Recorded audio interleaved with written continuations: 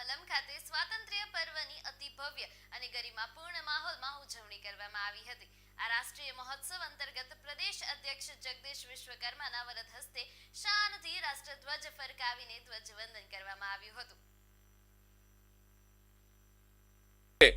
આપણે સૌ સંકલ્પ કરીએ કે રાષ્ટ્રહિતને એ સર્વોપરી રાખી દેશની એકતા, અખંડિતતા અને સામાજિક સમરસતાને એ વધુ સુદૃઢ બનાવીશું।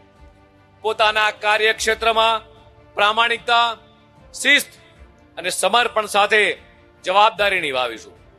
સ્વદેશી ઉત્પાદનોને પ્રાધાન્ય આપીને આત્મનિર્ભર ભારતના નિર્માણમાં સહભાગી બનીશું। પાણી, વીજળી અને કુદરતી સંસાધનોને જવાબદારીપૂર્વક ઉપયોગ કરીને પર્યાવરણનું સંરક્ષણ કરીશું। જાહેર સંપત્તિનું જતન કરીને સ્વચ્છતા, નશામુક્તિ, શિક્ષણ અને સેવાકીય પ્રવૃત્તિને પ્રોત્સાહન આપીશું। આવનાર પેઢીને સંસ્કારવાન, કર્તવ્યનિષ્ઠ, રાષ્ટ્રપ્રેમી બનાવવામાં એ પોતાનું યોગદાન આપીશું।